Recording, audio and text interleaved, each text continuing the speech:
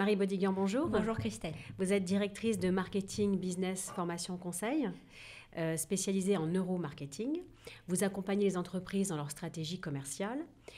Selon une étude récente, le développement commercial des TPE ne décolle pas. Comment l'expliquez-vous ? Oui, en effet, Christelle. En fait, il y a une étude d'Accenture qui, dans la nouvelle économie, nous dit qu'on a seulement 21% des responsables commerciaux qui contrôlent leur service client. Donc, on voit bien qu'il y a un problème quelque part. Et en fait, selon moi, on a 3 catégories dans cette nouvelle économie d'entrepreneurs, de responsables commerciaux.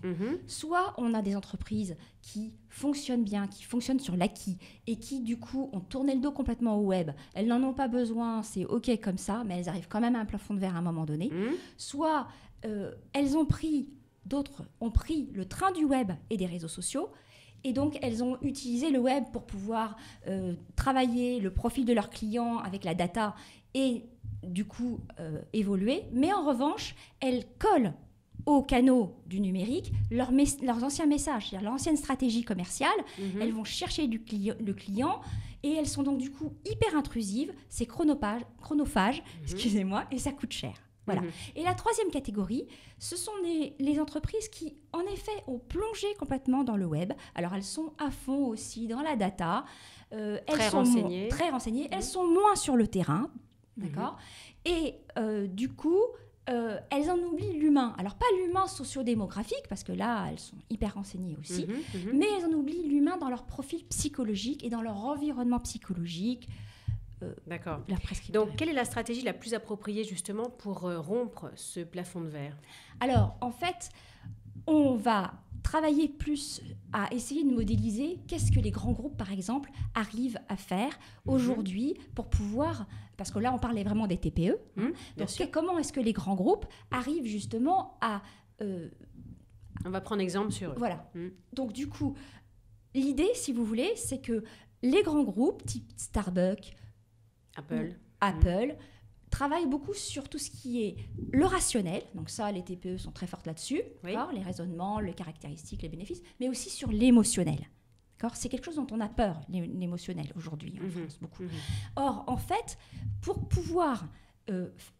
avoir une stratégie efficace. Une stratégie efficace et que le produit, le service soit adopté, il faut pouvoir mêler ces deux-là. C'est ça qui fonctionne.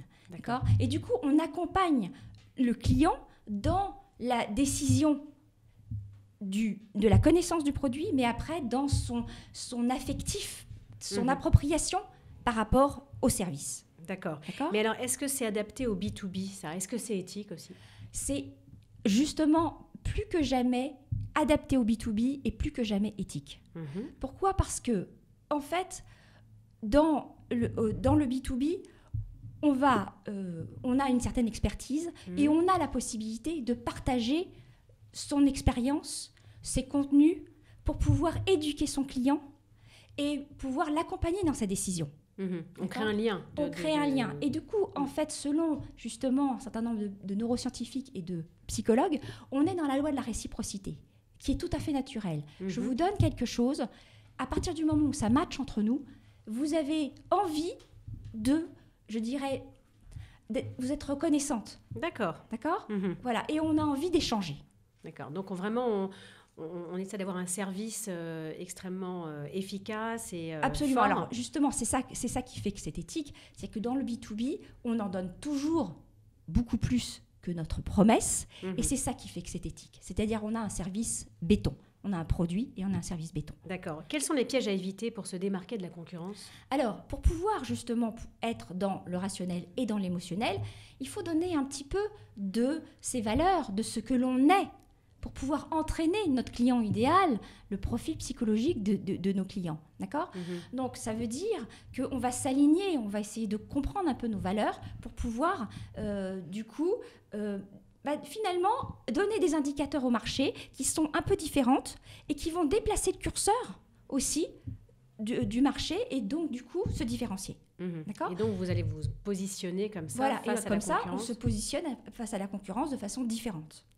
Et aussi, en accompagnant les clients, les prospects, on donne du contenu, on accompagne le client, le prospect en donnant en partageant son expertise. Mhm. Et donc, à partir de là, on se différencie aussi. Mhm. Okay, en créant un contenu pertinent, justement. En créant des contenus pertinents et en créant des contenus qui ont une stratégie, une direction vers votre service, mais de façon intelligente. D'accord. Voilà. Marie Bodiguian, merci beaucoup d'avoir répondu à nos questions. Merci Christelle. Je vous dis à très bientôt. À très bientôt. Au revoir Christelle.